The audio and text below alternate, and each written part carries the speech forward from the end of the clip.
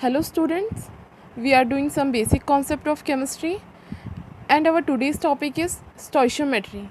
Okay, in our last lecture or in our last video we have discussed about percentage composition and we have done numerical also on that. So let's start stoichiometry.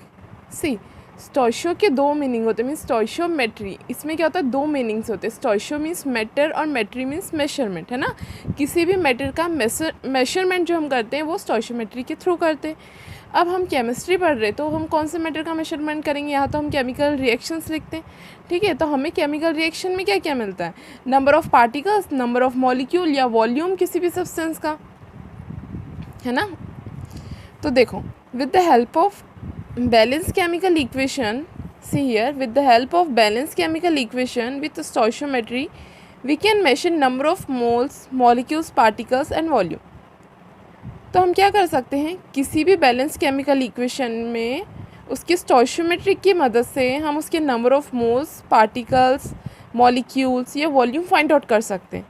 Okay, with the help of balance chemical equation with stoichiometry, मतलब कोई भी balance chemical equation अगर है तो उसकी स्टोइशोमेट्री से हम ये सारी चीज़ें, नंबर ऑफ़ मॉलिक्यूल्स, मोल्स, ये सारी चीज़ें क्या कर सकते हैं, फाइंड आउट कर सकते हैं. ओके, अब किस तरीके से फाइंड आउट कर सकते हैं हम एक न्यूमेरिकल के एक एग्जांपल लेकर देख लेते हैं. Okay, see here, a reaction in which 16 gram methane reacts with 64 gram oxygen to form carbon dioxide and water. Find number of moles of carbon dioxide and H2O formed, है ना. हमें 16 gram methane दे रखा है जो किसके साथ react कर रहा है, 64 ग्राम ऑक्सीजन के साथ रिएक्ट कर रहा है कार्बन डाइऑक्साइड और वाटर फॉर्म करने के लिए. अब हमें इसमें number of moles find out करने हैं कार्बन डाइऑक्साइड और वाटर के, ठीक है. सबसे पहले हमें बैलेंस केमिकल इक्वेशन लिखनी है, ठीक है. अब देखो, इसमें बोला 60 ग्राम मीथेन, तो मीथेन हमने लिख लिया. बोला 64 ऑक्सीजन, तो ऑक्सीजन फॉर्म रिएक्ट करे कार्बन डाइऑक्साइड और वाटर फॉर्म करने के लिए. तो अगर हमने रिएक्शन को बैलेंस किया गया तो यहाँ पे 2 और यहाँ पे 2 आया, है ना. बैलेंस केमिकल इक्वेशन आपको आता है सभी को, ठीक है. तो अब देखो, बैलेंस किया है तो ये जो बैलेंस, ये जो 2 लिखा है, ये 2, ये 2, ये क्या कहलाता है, स्टोइशोमेट्रिक कोएफिशिएंट. क्या कहलाता है, स्टोइशोमेट्रिक कोएफिशिएंट, है ना. ये जो नंबर है जो हमने बैलेंस करने के लिए लगाए, है ना, ये क्या कहलाते हैं, स्टोइशोमेट्रिक कोएफिशिएंट, ठीक है.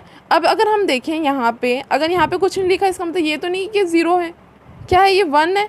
तो 1 मोल मीथेन का है, 2 मोल ऑक्सीजन का है, 1 मोल कार्बन डाइऑक्साइड का है और 2 मोल क्या है, वाटर का है, ठीक है ना. 1 मोल मतलब एक मॉलिक्यूल मीथेन का लिया हमने, 2 मोल मतलब दो मॉलिक्यूल ऑक्सीजन के लिए, 1 तो क्या फॉर्म हुआ, 1 मोल या 1 मॉलिक्यूल कार्बन डाइऑक्साइड का फॉर्म हुआ और 2 मॉलिक्यूल वाटर के फॉर्म हुआ. नाउ सी हियर, अब CH4, है ना. CH4 कितने ग्राम है, 16 ग्राम है ना. गिवन है ना क्वेश्चन में कि मीथेन 16 ग्राम लिया है, ऑक्सीजन 64 ग्राम लिया है, तो कितना ग्राम कार्बन डाइऑक्साइड फॉर्म हुआ, 44 ग्राम और 36 ग्राम. अब हमें कैसे पता चला कि 44 ग्राम और 36 ग्राम ये हुआ. देखो, कार्बन का एटॉमिक मास कितना होता है, 12 प्लस ऑक्सीजन का 16 इंटू 2, क्योंकि 2 ऑक्सीजन के मॉलिक्यूल है ना.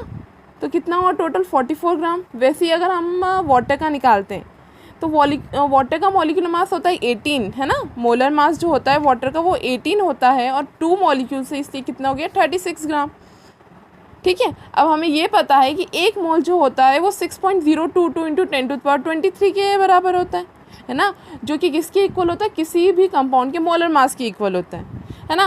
तो 16 ग्राम 1 मोल है, तो 1 मोल की वैल्यू क्या होगी, 6.022 इंटू 10⁻23. 2 मोल है तो 2 इंटू 6.022 इंटू 23, तो कितना होगा, 12.044 इंटू 10⁻23.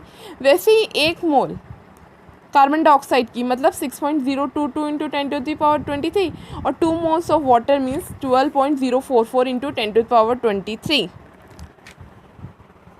अब ये देखो, हमें सिर्फ स्टोइशोमेट्री से क्या क्या चीज़ें पता चल गई, इनके ग्राम कितने हैं, है ना, कितने ग्राम है, कितने मोल्स हैं. तो ये सारी चीज़ें हमें क्या पता चल गई, ये कितने नंबर ऑफ़ मॉलिक्यूल्स या पार्टिकल्स है, ये हमें क्या उसके स्टोइशोमेट्री से पता चल गया, ठीक है. एक और एग्जांपल ले लेते हैं हम. सी, A reaction involves 48 gram of carbon and 64 gram of oxygen to form carbon monoxide.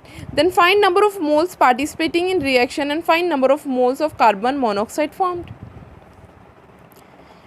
48 gram carbon 64 gram oxygen के साथ रिएक्ट कर रहा है कार्बन मोनोऑक्साइड फॉर्म करने के लिए। तो carbon plus oxygen carbon monoxide form कर रहे हैं। तो अगर रिएक्शन को बैलेंस किया जाए तो 2 कार्बन के मोल्स आ जाएंगे और 2 कार्बन मोनोऑक्साइड आ जाएंगे। ठीक है, तो 2 मोल्स 1 मोल 2 मोल, है ना। कार्बन की क्वांटिटी की, अब कार्बन की अगर हम देखें और इसके ग्राम्स देखें तो कितने होंगे। कार्बन का एटॉमिक मास कितना होता है 12 इंटू 2 24 ग्राम। ऑक्सीजन का होता है 16 इंटू 2 32 ग्राम। कार्बन प्लस ऑक्सीजन, तो कार्बन का 12 प्लस ऑक्सीजन का 16 इंटू 2 कितना होगा 56 ग्राम, है ना, यही होगा। ठीक है, कि अगर 24 ग्राम कार्बन 32 ग्राम ऑक्सीजन के साथ रिएक्ट करता है तो 56 ग्राम हमें क्या मिल जाएगा, कार्बन मोनोऑक्साइड मिल जाएगा। हमें क्वेश्चन में गिवन है कि 48 ग्राम कार्बन जो है वो 64 ग्राम ऑक्सीजन के साथ रिएक्ट कर रहा है, तो कार्बन मोनोऑक्साइड के कितने ग्राम फॉर्म होगा या उसके कितने नंबर ऑफ मोल्स होंगे। ठीक है, तो मोल्स फाइंड आउट करने के लिए हमारे पास फॉर्मूला कौन सा होता है, given mass upon molar mass, है ना। क्या होता है, given mass upon molar mass. तो कार्बन ऑक्सीजन और गिव्स कार्बन मोनोऑक्साइड, ये हमारी रिएक्शन है। तो अगर गिवन मास, तो कितना कार्बन का मास है 48 डिवाइडेड बाई इसका मोलर मास 12, तो कितना आ रहा है हमारा 4 मोल्स आ रहे हैं। सेम ऑक्सीजन का 64 गिवन है डिवाइडेड बाई इसका मोलर मास 32, तो 2 मोल्स आ रहे हैं। अब हमें क्या करना है, इसकी कितना मोल्स कार्बन डाइऑक्साइड फॉर्म हो रहे वो फाइंड आउट करना है। तो देखो अब जो हमारा रेशियो बन रहा है इसका, ये भी 2:1, अगर सिंपल रेशियो निकाले तो हमारा क्या बन रहा है 2:1 बन रहा है। और अगर हम यहाँ देखें तो यहाँ पे भी हमारा क्या है 2:1, यही है ना। यहाँ भी हमारा क्या है 2:1 ना, 2 मोल्स 2:1 जो भी हो रहा था, तो 2 मोल्स हमारे क्या बन रहे थे, कार्बन मोनोऑक्साइड के बन रहे थे।